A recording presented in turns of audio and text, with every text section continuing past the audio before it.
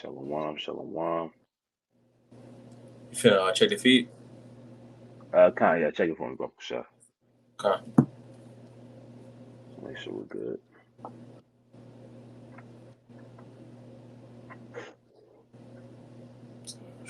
We should be good. Con. But hey, shalom, shalom. Shalom. Ayawam Tawab, which is a good day. Dakna Waha Aibar. Yashallah Hawlakim La Adam. Call Shabawai Baharakha. Wakak Shaw Yahweh Bahasham Yahweh Ma'amat, which is truly.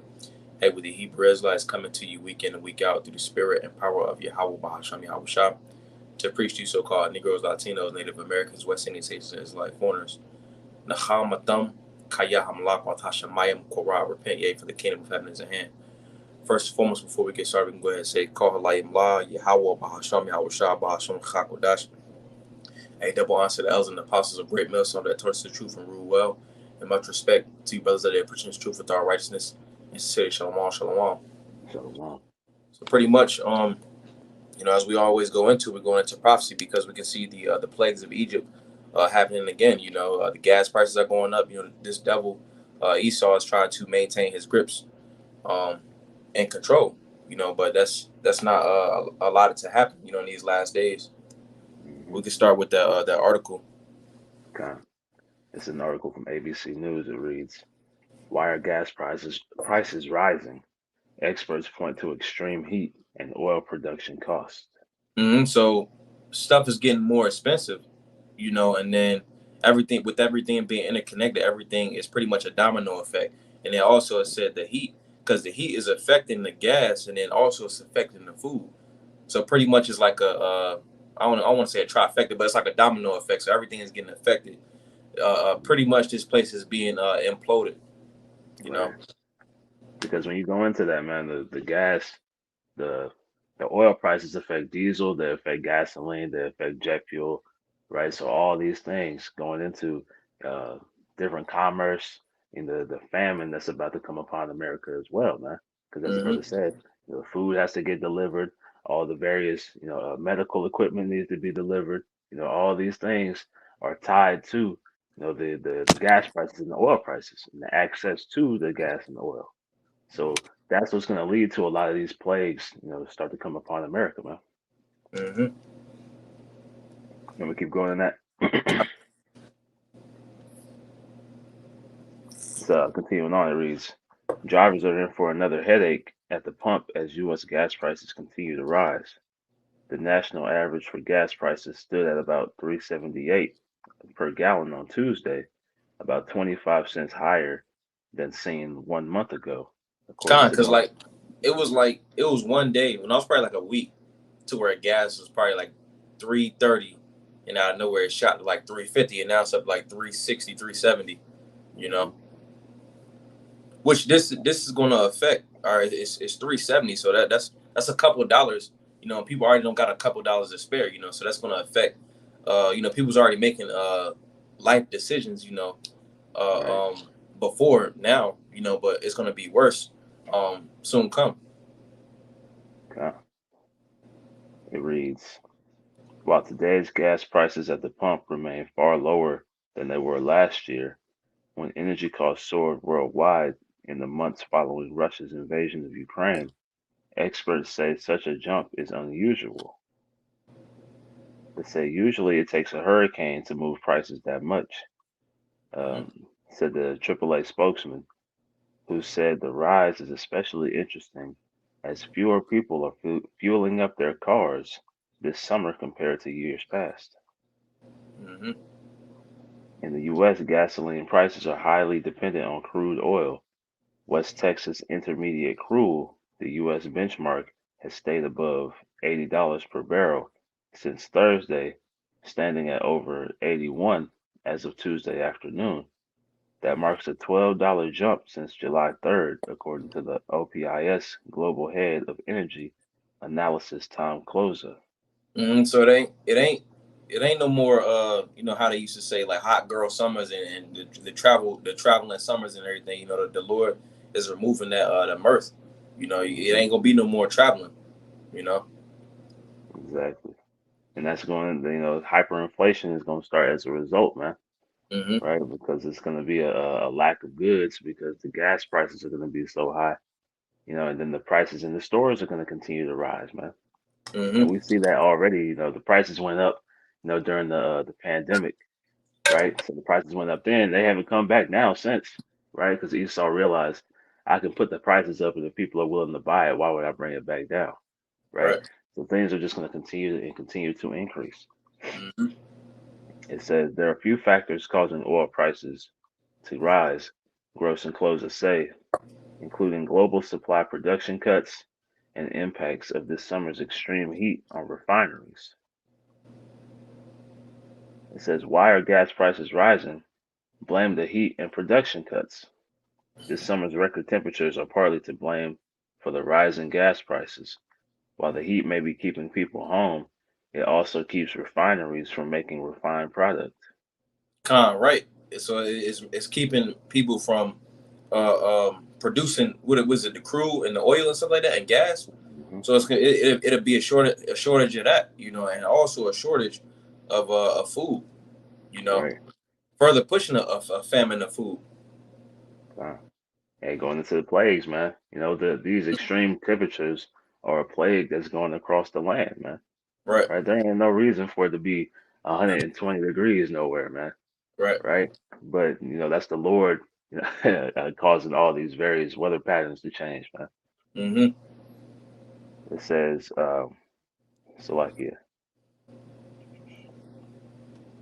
According to Closer, there's about 10 million daily barrels of U.S. refining capacity on the Gulf Coast.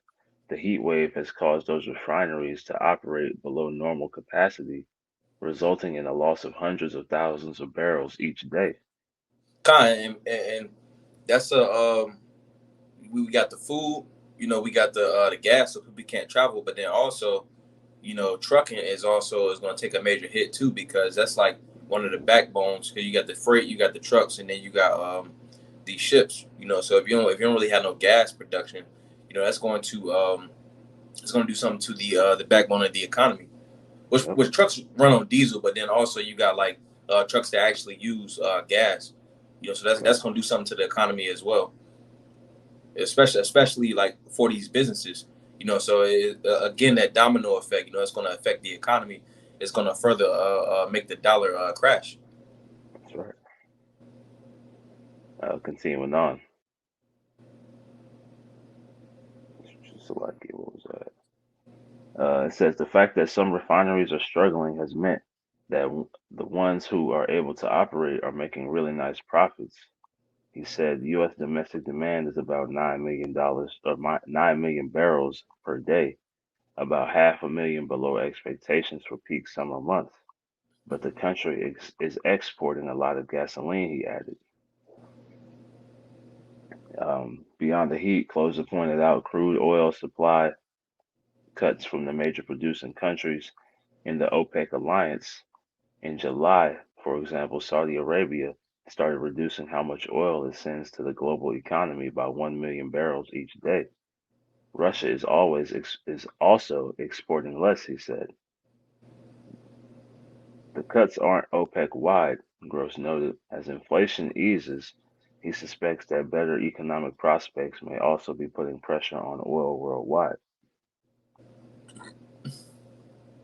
Which states have the highest gas prices today?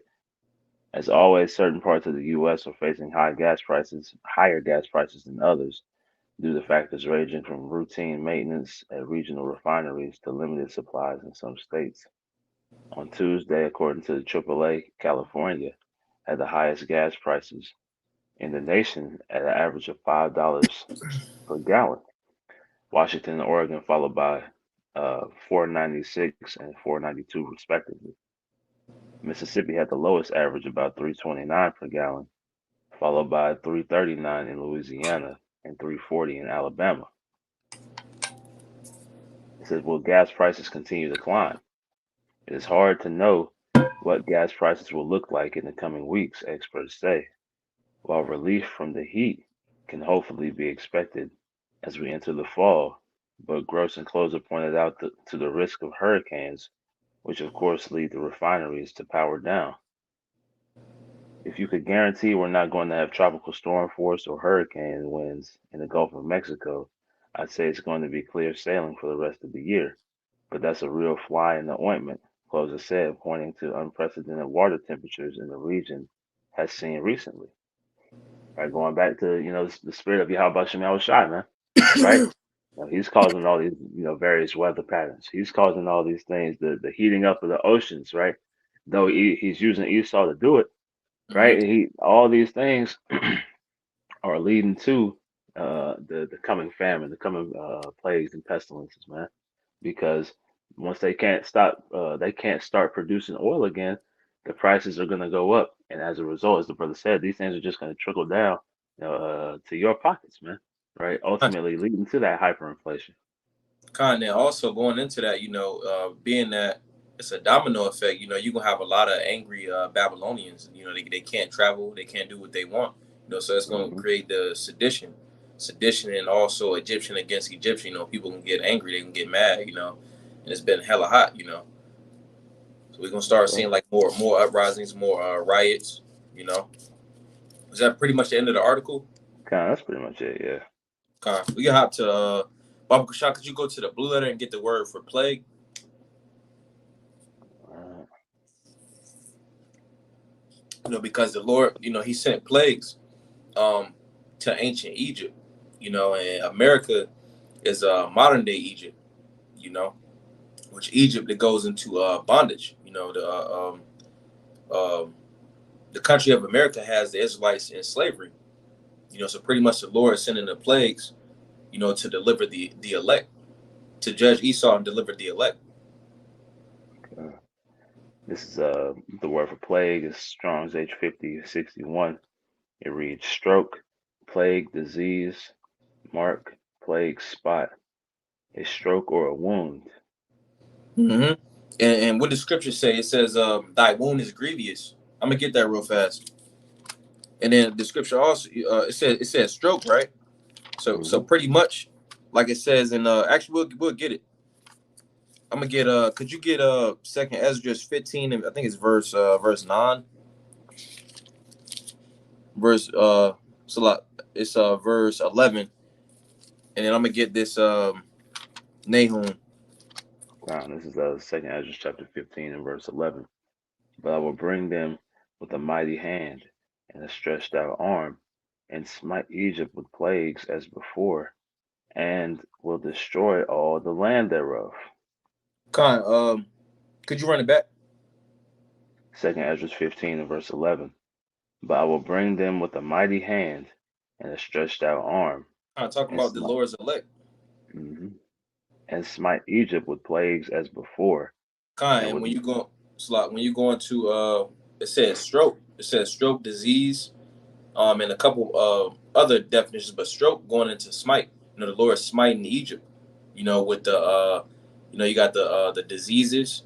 He's smiting Egypt with smiting Egypt's economy. Um, the overall morality of this place. You go to Isaiah 19 and verse 14, if I'm not mistaken. Talks about how the Lord mingled a perverse spirit. So the morality.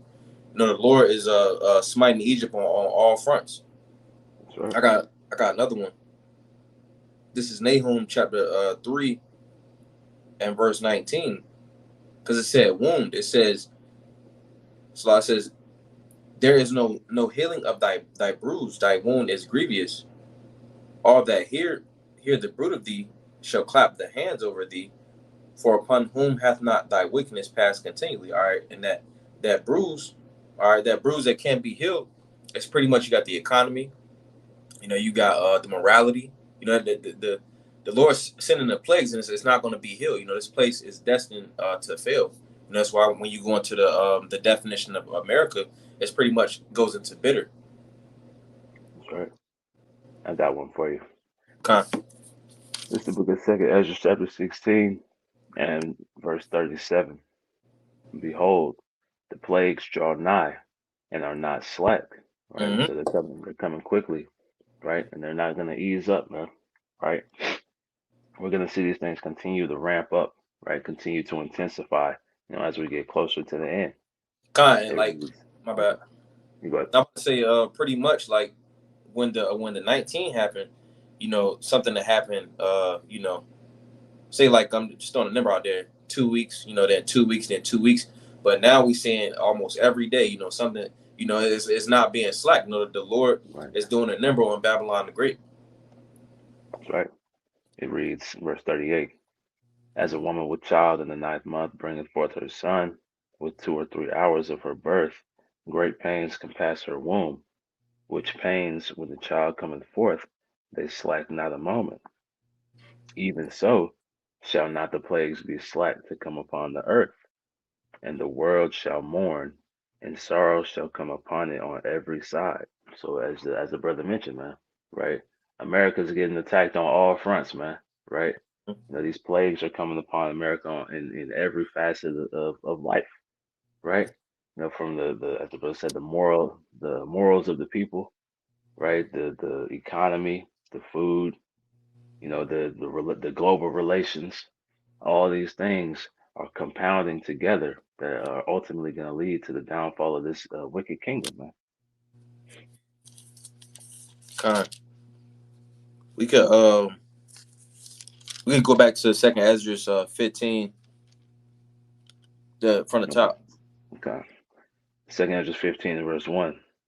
Behold, speak thou in the ears of my people the words of prophecy, which I will put in thy mouth, saith the Lord, Mm-hmm.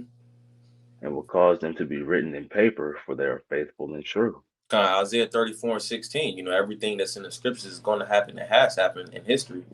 So everything that's prophesied in the book to happen will happen. That's right. It says, fear not the imaginations against thee. Let not the incredulity of them trouble thee that speak against thee. So don't worry about 2/3 these heathen. Don't worry about what they got to say. You see, because they're gonna Mhm. they're gonna die in their unbelief. That's what the word incredulity goes back to. Mhm. For all the unfaithful shall die in their unfaithfulness. Mm-hmm. Behold, saith the Lord, I will bring plagues upon the world, the sword, famine, death, and destruction. Sword, famine, death, which mass death is gonna go out. Because everybody has walked in great pride. Well, those outside of the elect, they walked in great pride. Then you got famine, which we're seeing that in the background, but it's increasing because of things like the oil production. And then it says destruction. The destruction is drawing nigh. The Lord is sending that destruction. Mhm. For wickedness hath exceedingly polluted the whole earth, and her hurtful works are fulfilled. Mm-hmm. Going into how, Esau is, maximizing their wickedness, man. Right? They're reaching the climax, the pinnacle of what they can achieve, man. Right? And that's how we're getting closer to the Lord returning. Mm-hmm. We can It we can go says, down. So like we can go down to verse 16, and that'd be it. Con. Therefore saith the Lord, I will hold my tongue no more as touching their wickedness, which they profanely commit. Neither will I suffer them in those things in which they wickedly exercise themselves. Behold, the innocent and righteous blood crieth unto me, Kind and of the the sinners of innocent the just. righteous blood being the elect. Right. Sign the crown for all the abominations that's done in the midst. Because pretty much everything in this world is adverse to righteousness. Yep. And the souls of the just complain continually. And therefore, saith the Lord, I will surely avenge them, and receive unto me all the innocent blood from among them.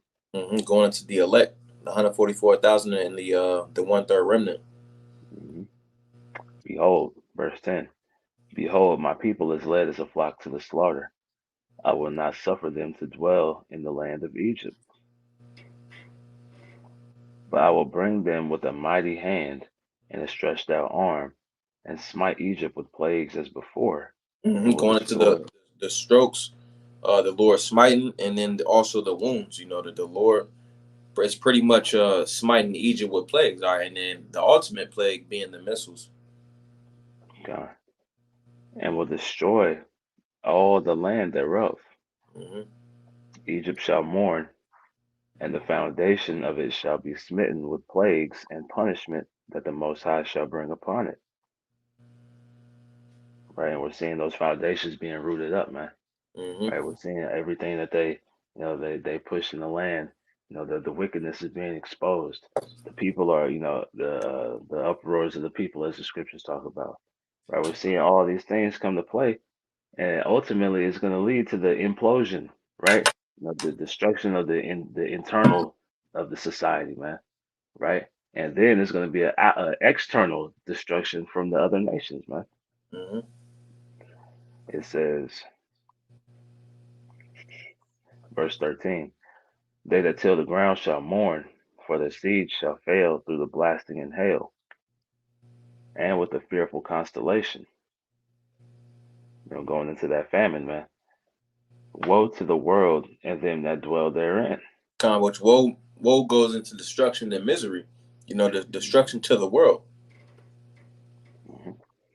For the sword and their destruction draweth nigh, And and we one we can people. we can see that the ultimate weapon that's going to be used is those nukes. You go to Ezekiel chapter 21.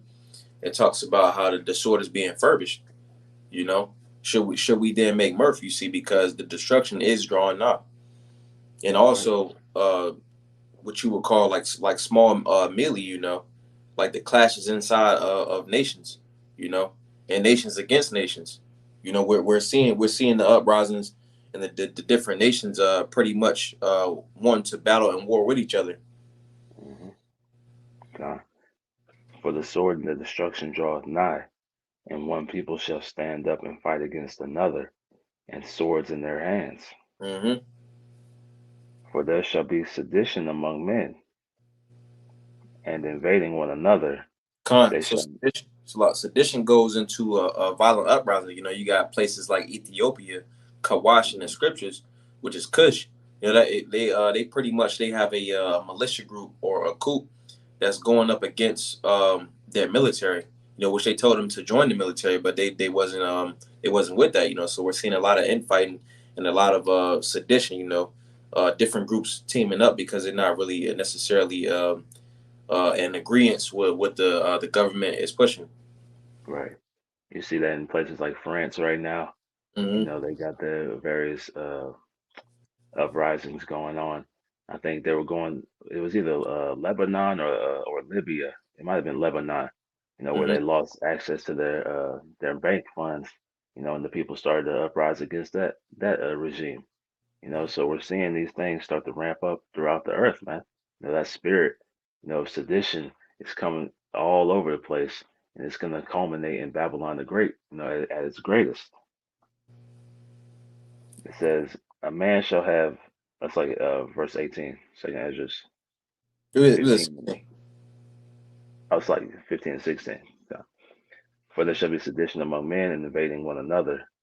They shall not regard their kings nor princes. so they're not going to be giving any regard to the leadership, the officials that set up in these particular places, and they're also not going to regard the laws and stuff like that. Mhm. They shall not regard their kings nor princes, and the course of their actions shall stand in their power. So they pretty much going to be doing whatever serves their belly, whatever they got on their mind. Right. Because pretty much, again, the common folk are not happy with how the government is running things. They're not necessarily in agreement with the different laws and stuff that's set up. Pretty much going into that infighting. Could we get one more precept and then that'd be it? This is Okay. Isaiah chapter 19 and verse 2. Or, yeah, verse 2. It reads, it says, and I will set the Egyptians against the Egyptians, which this is going into Babylon, but I'm applying it to just infighting in general. So I will set the Egyptians against the Egyptians. They shall fight everyone against his brother and everyone against his neighbor, city against city and kingdom against kingdom. Pretty much just implosion in America, Babylon the Great, you see, but we're seeing that also in these other countries, you know, because the Lord is destroying Esau's infrastructure from the inside out, before the nukes come. But that was pretty much it. If he ain't had Read three. Read three too. three. It says, "And the spirit of Egypt shall fail in the midst thereof, and I will destroy the counsel thereof, and they shall seek to the idols, and to the charmers, and to them that have familiar spirits, and to the wizards." Right. So as the brother is going into in his lesson, man, right? These plagues, are a result of the spirit of Egypt failing, man, right? The spirit of Babylon the Great, the spirit of, Assyria, the spirit of Sodom and Gomorrah. This is all, a spiritual culmination of all those cities, man, right? Of all those kingdoms in Babylon the Great, right? And that it's about to fail. And we're watching it fall. We're watching it fail, as we speak. So all these things, all these plagues, going back to that article, right? All these plagues are a result of Egypt failing, and they're not going to be able to commune with those idols. The wisdom of team, and is there no more wisdom in team, right? So all these things that we're seeing, are a result of the Lord causing the spirit of this place to fall, right? But that's it. Con. Well, I don't want to Zaza by Nayapa. Lord's will, there was a beautiful edification through the spirit. While I don't want to Zaza, Thumb, Yashi, Wam, Tawab. Lord's will, you all have a good day. Go ahead, close it out by saying, Call Halayim La, Yahweh, Bahasham, Yahweh Shah, Bahasham Chah, Kodash, a double honor to the elders and apostles of Great Millstone that taught us the truth and rule well, and much respect to you, brothers out there, pushing the truth with all righteousness and sincerity. Shalom, shalom. Shalom.